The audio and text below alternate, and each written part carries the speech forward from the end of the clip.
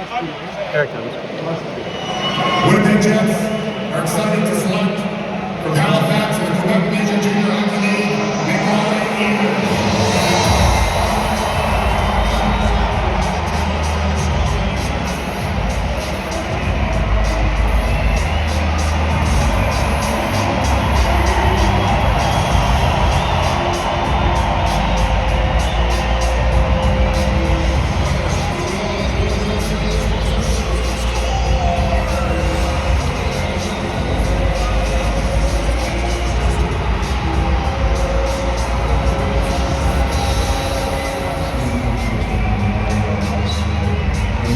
So much that it's so exciting for those players to see that, and that's what playoff this city is about.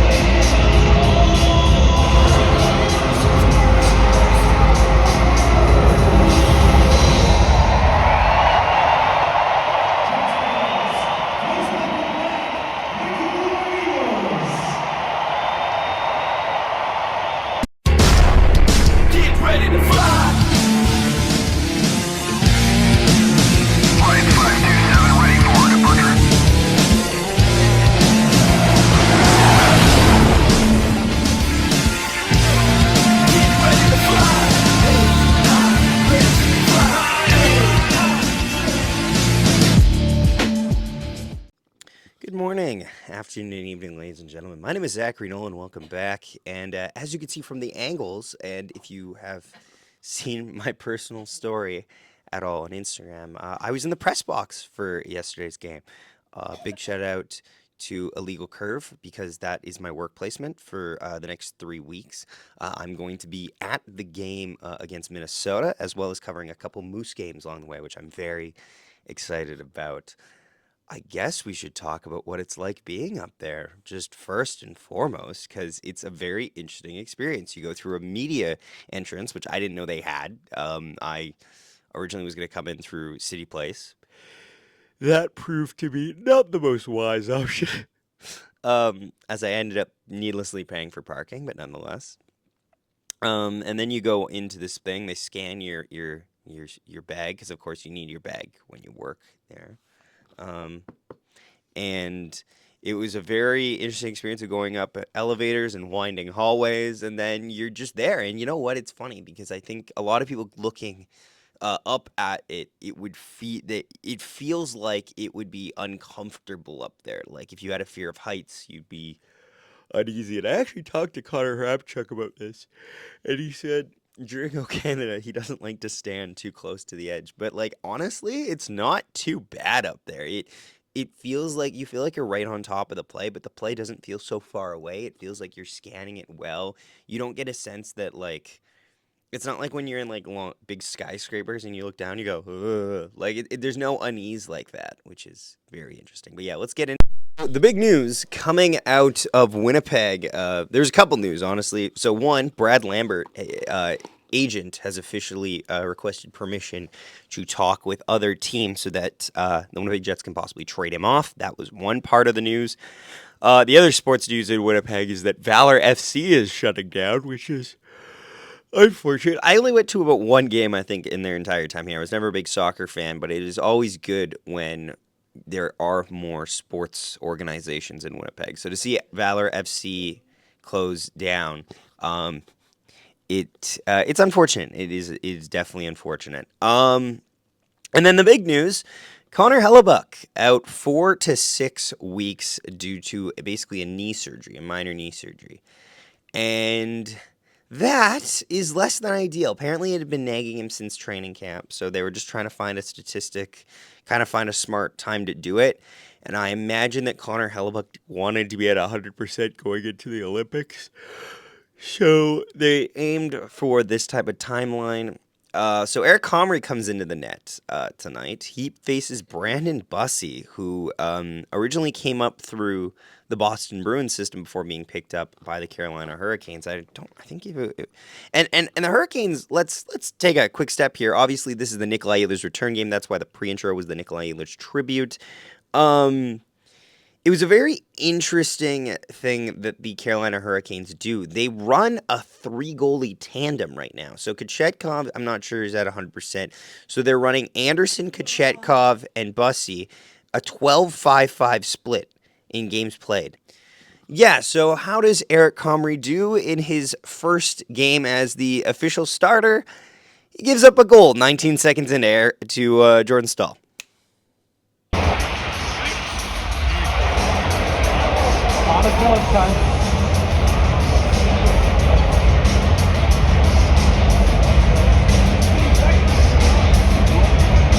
Not a great.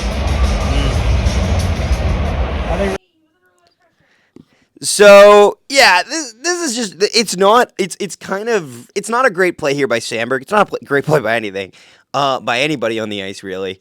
The Hurricanes just drive right up the ice right off the bat, and it beats Comrie upstairs. Not a great look. I believe the words in the press box were the Eric Comrie. What's the word? I think I said Rome wasn't built in a day, but the Eric Comrie era starts with a bit of a whimper.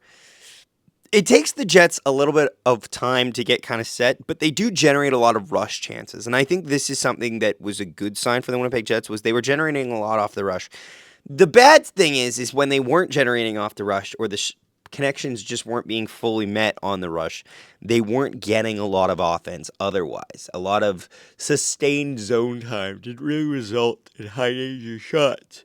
So it was hard to kind of get a read on how well they were playing when it wasn't just back and forth hockey.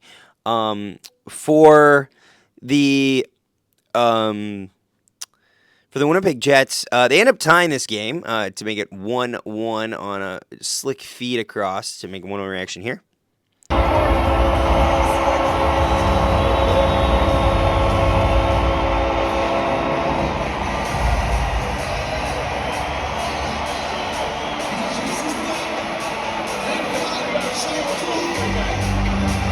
And then the Jets would score again not too long after that to make it 2-1. Originally, the first one was a drop pass to Morrissey, and this one is a pass across Velarde to Perfetti to Velarde, which, by the way, there was no shot Perfetti was ever going to take this shot. He's such a pass-first kind of guy. Pass it over to Velarde to score to make it 2-1 reaction here. He's passing that.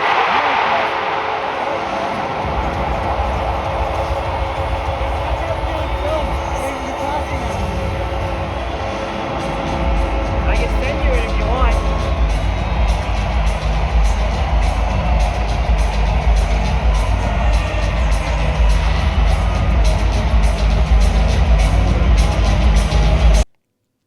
And then that is the end of the first period. So we go into the second period, and the Hurricanes come out flying again to start. It's Jordan Staal, his second of the game, early to tie the game to make it 2-2 reaction here.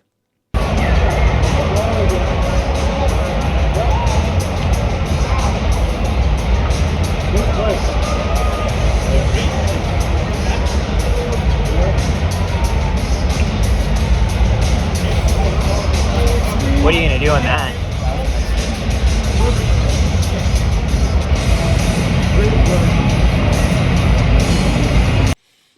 And then not too long after that, the Winnipeg Jets get a power play, but it's a bad turnover in their own zone. And it's a great save by Eric Comrie, but the rebound goes right to Seth Jarvis, and he cashes in to make it 3-2 reaction here.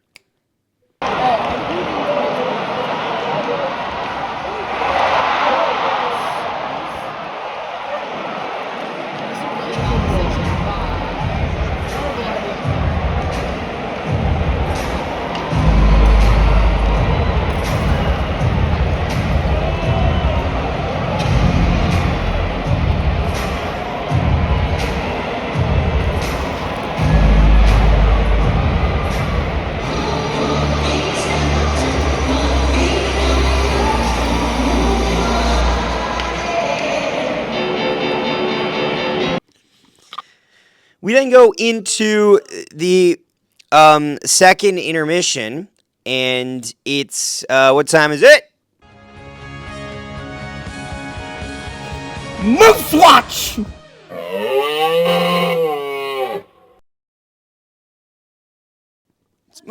It's Moose Watch. So the Manitoba Moose are going streaking a bit. They've won 4 of their last 4. They are about getting set to get back home here. I believe they play the Chicago Wolves for a couple days. The Chicago Wolves actually brought some of their scouts and everything out to yesterday's game, which was very interesting.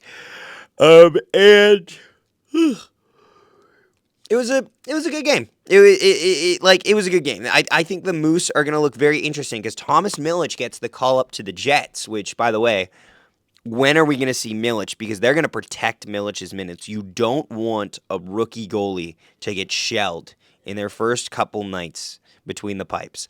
So I imagine if you're looking at times that Milic is going to get the start in the NHL, that second night of a back-to-back against the Nashville Predators. That's the day I would pick if I was a betting man. Isaac Poulter gets the call-up for the Manitoba Moose, so I imagine it's going to be mainly Dominic DiVincentis starts for the foreseeable future. Very excited, though, to cover the Moose. The kid line and the returning line of Parker Ford, Brad Lambert, and Nikita Chibrikov look really solid. It'll be interesting to see if Brad Lambert sticks around the entire year, but overall, I've been more impressed with what I've seen from the Moose. Also, I think it makes you think Danny Zilkin needed this type of a season. Zilkin has looked so much more confident with the puck. He's looked a lot better scoring-wise. He's looked better offensively and defensively. He's had a great season thus far, and it's the kind of season that he's needed. But yeah, that was Moose Watch. We go into the third period, and the Hurricanes will widen the lead on the power play to make it 4-2. Reaction here.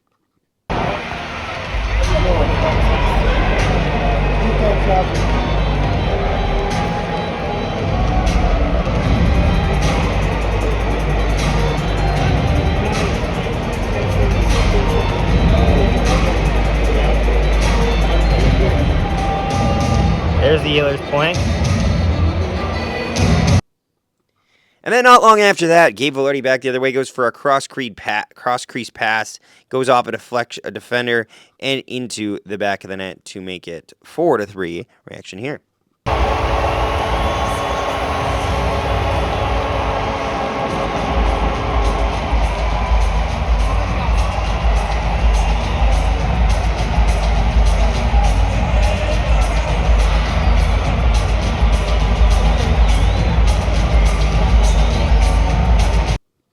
And yeah, the Jets get close after this. The Jets get really close after this. They just cannot pull it out. We went down into the room to interview, and we interviewed Dylan DeMello, who, by the way, oh my goodness, Dylan DeMello, with the save of the year, bats a puck out of midair as it's about to fall in on Eric Comrie after it shot off Nikolaj Ehlers, funnily enough.